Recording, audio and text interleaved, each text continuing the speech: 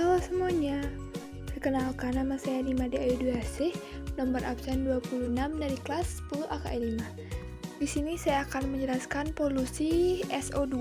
Yang pertama ada pengertian, dampak-dampak, contoh gambar, dan sedikit kesimpulan. Yang pertama saya akan menjelaskan pengertian SO2.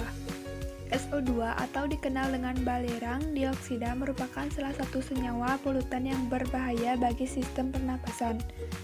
Senyawa satu ini jika terakumulasi dalam jumlah besar maka akan menimbulkan bau yang khas dan menyengat. Senyawa balerang ini dapat bersumber dari aktivitas gunung api. Selain itu, gas ini juga dapat berasal dari sisa pembakaran perindustrian, terutama industri yang menggunakan bahan bakar batu bara. Bahkan, jika gas balerang ini bereaksi dengan senyawa nitrogen di udara, maka akan mengakibatkan terjadinya hujan asam. Nah, di situ juga ada contoh gambar dari senyawa SO2 dan contoh asap yang terjadi. Dan di sini juga ada gas SO2 yang bereaksi menjadi hujan asam.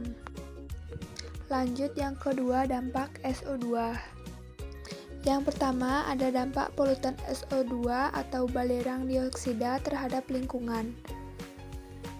Tingkatnya kadar SO2 di udara merupakan salah satu penyebab terjadinya hujan asam. Hujan asam disebabkan oleh balerang atau sulfur, yang merupakan pengotor dan bahan bakar fosil serta nitrogen di udara yang bereaksi dengan oksigen membentuk sulfur dioksida dan nitrogen oksida. Zat-zat ini berdifusi ke atmosfer dan bereaksi dengan air untuk membentuk asam sulfat dan asam nitra yang mudah larut sehingga jatuh bersama air hujan. Air hujan yang asam tersebut akan meningkatkan kadar keasaman tanah dan air permukaan yang berbukti berbahaya bagi kehidupan ikan dan tanaman. Kelebihan zat asam pada danau akan mengakibatkan sedikit spesies yang bertahan. Jenis plankton dan invertebrate merupakan makhluk yang paling pertama mati akibat pengaruh pengasaman. Pada yang terjadi jika di danau memiliki pH di bawah 5, lebih dari 75%, spesies ikan akan hilang.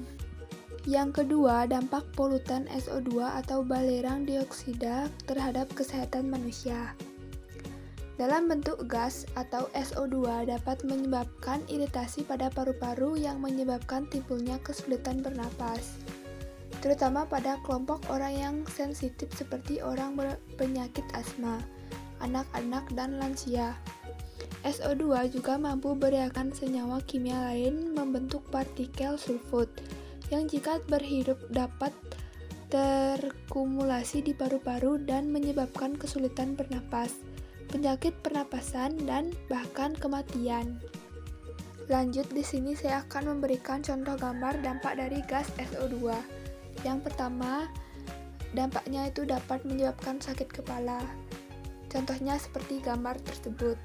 Yang kedua, gangguan pada sistem pernapasan, contohnya sesak napas, asma, dan lain-lain. Dan bahkan ini juga menyebabkan kematian. Nah, di sini saya juga menambahkan kesimpulannya. Kalian silakan simak ya.